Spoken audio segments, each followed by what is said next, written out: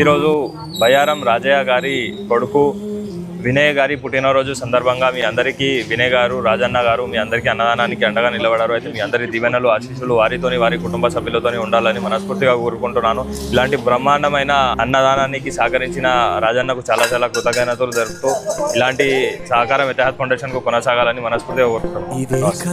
ఇదే కదా నీ కథ, ముగింపు లేనిదై సదా సాగదా.